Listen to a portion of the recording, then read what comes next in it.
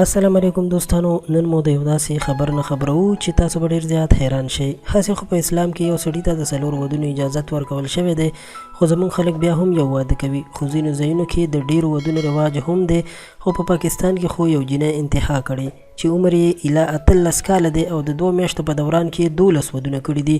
خو چې خاوند سره به یوه شپه تېروله نو بیا به ناوې غیبه شوه، یعنې ورکه به شوه، او هر سړي سره به چې د واده کولو په مهال کوم سامان و، په 2مه ورځ به هغه سامان هم ځان سره وتښتولو، یعنې سره زر، پیسې او نور سامان، چې د دې په وجه باندې به د واده هلک ته په ژوند کې د ټولو نه لوی تکلیف رسېدلو. د دې جینۍ باره کې ویل شوي دي چې ثنا، صنم او کشور وغیره په دې نومونو باندې دغه جینۍ په اصل کې د یو خطرناک ټیم غړې وه، یعنې ممبره وه، او د خپل ښایست پیده به یې اوچتوله او ساده سړي به یې دوکه کول، هغوی به یې لوټ کول او بیا به یې د واده په 2مه ورځ باندې د هغه ځای نه تېښته کوله او ځان به یې بلې علاقې یا بل ښار کې ورک کو.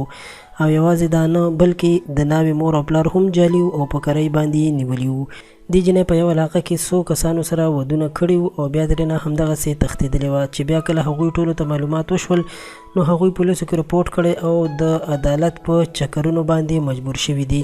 یو زلمي پکې ویلي چې هغه ته یو بابا راغی او ورته یې وویل چې که ته غواړې زه به ستا واده وکړم. د واده نه مخکې راته وویل چې ته به ما ته 2 لکه روپۍ راکړې او بیا راته د جینۍ تصویر هم وښودلو چې جینۍ ډېره ښکلې وه. نو ما هم سمدست خبره ومنله، پیسې مې ورته هم ورکړې او جنج مو دین کالونۍ ته یوړو او هغه ځای نه مو ناوې راوسته. هلته په یو بیټک کې زموږ نکاح وشوه، د خوراک څښاک او چایو پروګرام هم شوی و او ناوې مو خو په درناوي سره راوسته. 2 ورځې وروسته ناوې دا بهانه وکړه چې زما نیا په یو اکسیډنټ کې خوږ شوې ده او په دغه بهانه باندې کور ته لاړه. خو چې کله موږ ټلیفون وکړو نو د ناوې مور وویل چې اوس نشي درتلی، کله چې درتلله موږ به تاسو ته ووایو. خو د هغې نه وروسته دغه خلک غیب شوي دي، یعنې ورک شوي دي. واقعا چې داسې واقعیات سړی ډېر زیات حیران او پریشان کړي. دوستانو، تر اوسه پورې د دې جینۍ په باره کې هیڅ معلومات نشته او لا هم پولیسو نه دي نیولي.